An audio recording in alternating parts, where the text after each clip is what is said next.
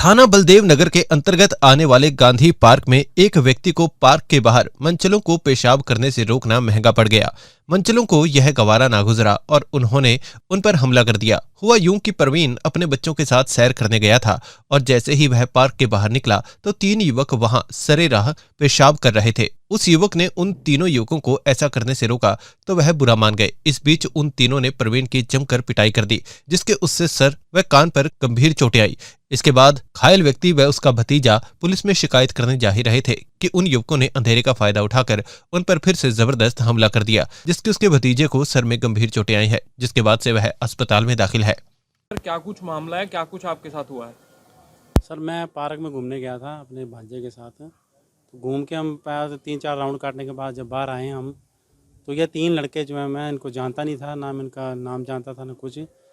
बाद में पता लगा कि एक लाडी है तो एक शिवम है तो एक गोल्डी है तो एक शूटर है। अचानक क्या हुआ कि इनको मैंने कहा बच्चे भाई यहाँ पेशाब करना जायज़ नहीं है, पब्लिक प्लेस है, क्योंकि यहाँ बुजुर्ग भी आते हैं, बच्चे भी आते हैं, लेडीज़ आते हैं सवेरे सैर करने के लिए, तो यहाँ यूरिन करना ठीक नहीं है।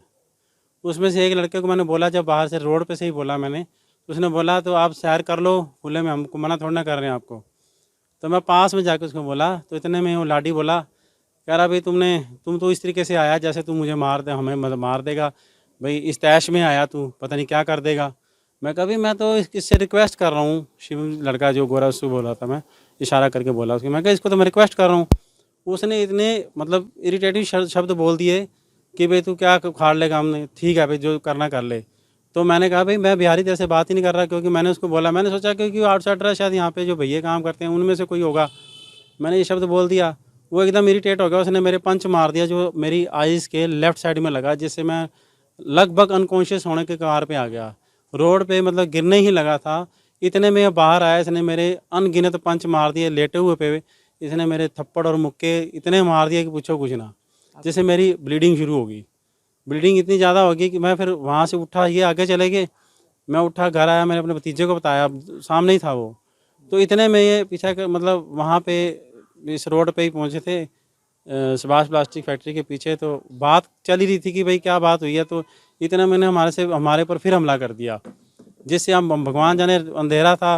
इन्होंने इतने ज़बरदस्त ब्रूटल मतलब हमारे पे असाल्ट किया, जिससे क्या हुआ मेरे भतीजे के सिर में इंजरीज आई हैं, 2 फ्रैक्चर आए हैं और 17 टाँके हैं, और इतना डीप वाउंड है कि अभी तक सीटी स्कैन में पता लगा कि उसके क्लॉट भी है और ब्लीडिंग हो गई है ज़्यादा। हो सकता है कि बाद में कोई कॉम्प्लिकेशन आ जाए, अस्पताल में रखा हो कि क्या पता कल कोई मेमोरी लॉस हो जाए, तो उसका नुकसान बहुत ज़्यादा हो गया। मुझे चोटें आई, मैं बेहोश हो गया था, वहाँ से मुझे घर उठा के लाए हैं।